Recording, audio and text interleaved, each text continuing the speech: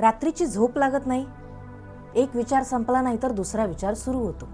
एकतर भूतकाळ तरी आठवत राहतो, नाहीतर मग पुढची भविष्याची तरी भीती वाटून राहते. आणि मग असं करता करता हळूहळू आपलं मन अक्षरशः थकून जातं. हो, यालाच म्हणतात ओव्हर थिंकिंग.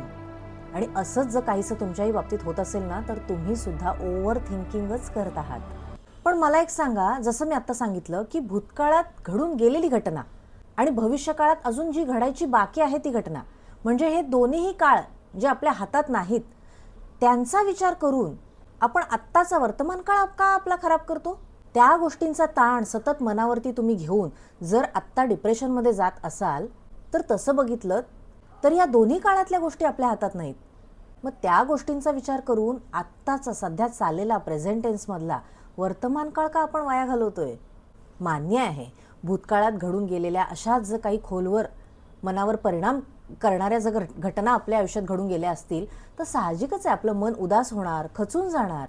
पण ती झालेली जखम भरून निघण्यासाठी एक ठराविक काहीतरी वेळ त्याला द्यावा लागतो. आणि तुम्हाला ह्या प्रेझेंट टेन्स म्हणजे वर्तमान काळाचं एक सिक्रेट सांगते की ज्यामध्येच असं काहीसं तरी तुम्ही करून तुमच्या हातून घडून आणून या मागच्या आणि पुढच्या काळांमधल्या टेन्शनच्या गोष्टींचा ताण मनावरचा हा तुम्ही कमी करू शकता. मग त्याला वाया घालून कसं चालेल?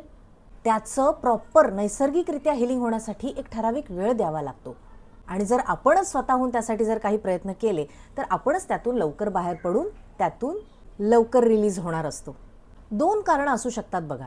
एक तर तुमच्याच हातून घडलेली एखादी चुकीची गोष्ट, किंवा दुसऱ्याकडून झालेली तुमच्या बाबतीतली गद्दारी किंवा मानसिक दुखापत आपण म्हणूया. पण या दोन्ही गोष्टींवरचं सोल्युशन एकच आहे. मी म्हणेन दोन्ही बाजूंनी फायदा तुमचाच आहे. म्हणजे बघा, जर चूक तुमचीच झालेली आहे असं जर तुम्हाला वाटत असेल, म्हणजे त्याचा गिल्ट तुम्हाला होत असेल, तुमचं मन तुम्हाला खात असेल, तर ह्याचा अर्थ तुम्हाला त्या गोष्टीची जाणीव झालेली आहे, म्हणजेच ती चूक सुधारवण्याचा चान्स तुम्हाला मिळालेला आहे. तुम्ही तुमच्या लेवलने जेवढं जमेल तेवढे प्रयत्न करता, त्यातून मार्ग काढून बाहेर पडू शकता. स्वतःचीच चूक असेल तर ती तुम्ही स्वतःच रिपेअर करू शकता. ही मिळालेली एक संधी आहे तुम्हाला, मी म्हणेन, की जिथे तुम्हाला हे रिअलाइज होतंय. आणि जर चूक समोरच्याचीच असेल, म्हणजे जिथे तुमची चूकच नाही, तिथे आपण विचार का करा? दोन्ही सिच्युएशनला मनात घोळत ठेवण्यापेक्षा त्यावर मार्ग काढणं हे महत्त्वाचं सोल्युशन आहे. जास्त विचार तोच करून आपण आपल्यालाच दुर्दैवी, निकामी किंवा हतबल झालेले बनवतो.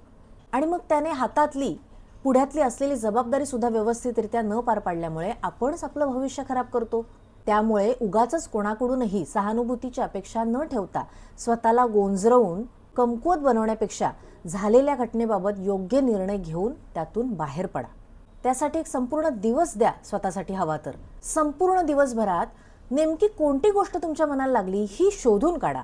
त्याला कारणीभूत असलेल्या व्यक्तींना, परिस्थितीला एकदाच आणि शेवटचं फील करा. आणि सगळ्यात महत्त्वाचं, हे सगळं करताना शांत डोळे मिटून बंद करून बसून मग करा. आलेले विचार थांबवण्याचा अजिबात प्रयत्न करू नका, पण ते धरूनही ठेवू नका. फक्त ऑब्झर्व करा. नेमकी कोणत्या गोष्टीची भीती तुमच्या मनात येतेय, नेमकं कोणतं दुःख जे आहे, जे अजूनही तुमच्या मनातून रिलीज झालेलं नाहीये, ते आठवण्याचा प्रयत्न करा. एकदा का ते तुम्हाला जाणवलं, म्हणजे तुम्ही आता बरोबर त्या पॉइंटला येऊन पोचलेले आहात जिथून खऱ्या अर्थाने तुमची ओव्हर थिंकिंगला सुरुवात झालेली आहे. आता ह्याच क्षणी त्या गोष्टींना कारणीभूत असलेल्या व्यक्तींना, परिस्थितीला, मग ती व्यक्ती तुम्ही स्वतः का असेना, पण मनातल्या मनात त्याला माफ करून टाका. हो, कारण nobody is perfect in this world. इथे प्रत्येकाचे विचार, प्रत्येकाची मतं आणि प्रत्येकाचे संस्कार वेगवेगळे आहेत. आपण प्रत्येकाला आपल्यासारखं बदलवून घेऊ शकत नाही, आपल्याच फेवरमध्ये करून घेऊ शकत नाही. उलट ती शक्यता जितकी आपल्या बाबतीत जास्त आहे, तितकी आपण समोरच्याच्या बाबतीत घेऊ शकत नाही. आपणच जर आपले विचार त्याप्रती बदलवले, तर तो जो होणारा त्रास आहे ओव्हर थिंकिंगचा, तो आपलाच कमी व्हायला सुरुवात होते.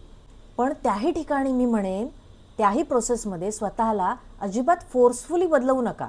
त्या ठिकाणी तुमच्या मनात येणाऱ्या विचारांना सुद्धा तिथे महत्त्व द्या. स्वतःला समजून घ्या. स्वतःचं मन शांत ठेवण्याचा प्रयत्न करा. स्वतःला अजिबात अंडर एस्टिमेट करू नका. जर तिथे कुठेतरी स्वतःची चूक असल्यासारखं स्वतःला जाणवत असेल, तर स्वतःलाही माफ करून टाका. त्यासाठी अजिबात लाजू नका. आपणही एक मनुष्यच आहोत. उलट ज्या अर्थी जिथे आपली चूक आहे असं आपल्याला फील होऊन जर आपलंच मन आपल्याला खात असेल, त्या गोष्टीचं जर तुम्ही ओव्हर थिंकिंग करत असाल, तर मी म्हणेन तुम्ही एक चांगले सोल आहात, एक चांगली आत्मा आहात. ह्याची तुम्हाला नक्कीच जाणीव असू द्या. स्वतःला चांगलं समजा, स्वतःवर प्रेम करा.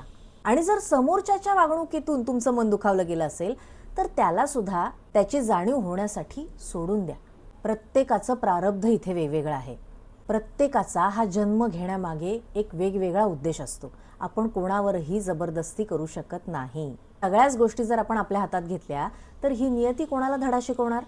सो या भूतकाळातल्या स्ट्रेसच्या ज्या सगळ्या गोष्टी आहेत, मनाला लागलेले ते जे सगळे विचार आहेत, ते एका पेपरवर आजच सगळे लिहून काढा आणि त्या तुम्ही तुमच्या आयुष्यातून आत्ता या क्षणाला रिलीज करून टाकत आहात ह्या भावनेने तो पेपर फाडून टाका. मोकळे व्हा.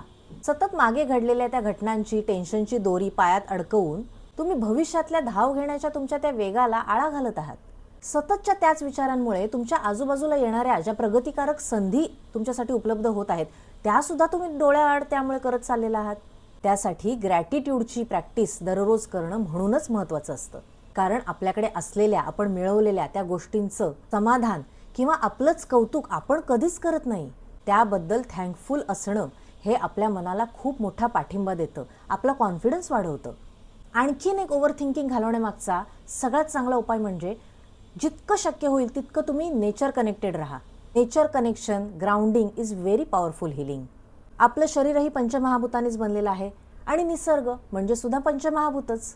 मोकळी हवा, हिरवीगार झाडी, कोवळा सूर्यप्रकाश, पायाला चालताना लागणारी ती माती आणि नदी किंवा समुद्र ह्याच्यामधल्या पाण्याचा तो खळखळाट, ह्या सर्व गोष्टी आपल्याला आपल्या मनाचा ठाव घ्यायला मदत करतात. ह्यांच्या सानिध्यात खऱ्या अर्थाने गेल्यावर आपण एवढ्या मोठ्या विशाल त्या निसर्गापुढे केवढूसे आहोत याची जाणीव आपल्याला होते. त्यांनीही आजपर्यंत कितीतरी युग, कितीतरी ऋतू आणि आले गेलेल्या त्या वेगवेगळ्या बदलत्या माणसांचे स्वभाव त्यांनी पाहिलेले आहेत. तरीसुद्धा आजही तो त्यांना सतत त्या काळापासून जे चालत आलेलं आहे तेच देत असतो.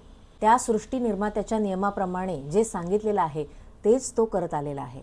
तसाच तो चालत राहतो. त्याच्याकडूनही आपल्याला शिकण्यासारखं खूप काही आहे. आपण आपलं संपूर्ण आयुष्य एखाद्या छोट्याशा घटनेमागे विचार करून करून संपूर्ण तो वेळ, तो जन्म का वाया घालवतो? ज्या गोष्टी आपल्या हातात आहेत त्या बदलवून पुढे जायचं आणि ज्या हातातच नाहीत म्हटल्यावरती त्यात आपला दोषच नसतो. त्यामुळे आयुष्याला एवढं सिरियसली घेऊन जगण्यापेक्षा मी म्हणेन वर्तमान काळामध्ये तुम्ही जितकं शक्य होईल तितकं स्वतःवर काम करा. हा आत्ताचा चालू असलेला जो काळ आहे म्हणजे प्रेझेंट टेन्स आहे, त्यातला तो जो वेळ आहे तो वाया घालवण्यापेक्षा तुम्ही जेव्हा स्वतःवर प्रेम कराल, स्वतःवरती लक्ष द्याल, तितकीच तुमची प्रगती व्हायला मदत होते. कारण मी म्हणेन भविष्याची चिंता सुद्धा एका ठराविक वेळेपर्यंतच करावी. कारण ज्या गोष्टी लिखित आहेत त्या होणारच आहेत. फक्त आपण आपल्या परीने मात्र प्रयत्न करणं कधीच थांबवायचं नसतं. कारण प्रयत्नही न केल्याचं जर गिल्ट घेऊन तुम्ही वर्तमान काळामध्ये पुन्हा जगूच शकत नाही. आपल्याला ते शक्यच नसतं. पण फक्त जास्त विचार करूनही काही कोडं सुटणार नसतं. तर त्यासाठी प्रत्यक्ष कृती करणं महत्त्वाचं आहे. आपला स्वतःवरचा विश्वास कधीही कोणत्याही परिस्थितीत कधीही ढळू देऊ नका. कारण दुसरं कोणीच तुम्हाला तो परत मिळवून देणार नाही आणि तुमची जबाबदारी परत कोणी स्वीकारणार नाही. म्हणून सतत एकच ती गोष्ट कोळशासारखी उघळून उघळून आयुष्य काळं करून घेण्यापेक्षा सोल्युशन शोधून वर्तमान काळात जगायला लागा. म्हणजे आपोआपच भविष्याची चिंता तुम्हाला होणार नाही.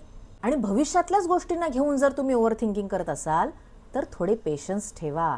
प्रत्येक गोष्टीची एक वेळ यावी लागते. आंब्याच्या झाडाला हिवाळ्यात आंबे येत नाहीत, त्यासाठी उन्हाळ्याची वाट पाहावी लागते. आपल्या आयुष्याचंही असंच असतं. काही गोष्टी ह्या वेळेवरच होणार असतात, त्यासाठी संयम मात्र आपल्याला ठेवावा लागतो. त्यापेक्षा त्या प्रक्रियेचा आनंद घ्यायला जर शिकलात ना तर मनावरचा ताणही कमी होऊ लागतो. आनंदी राहण्यासाठी वेळेची नाही तर समाधानी वृत्तीची गरज असते. जर हा व्हिडिओ तुम्हाला आवडला असेल तर लाईक करा आणि नवीन असाल तर चॅनलला सबस्क्राईब करा. कारण ह्या चॅनलवर आपण एकत्र माइंड हील करणार आहोत, इनर पीस, मनाची शांतता शोधणार आहोत आणि स्वतःला नव्याने समजून घेणार आहोत. भेटूया पुढच्या व्हिडिओमध्ये. तोपर्यंत बाय बाय.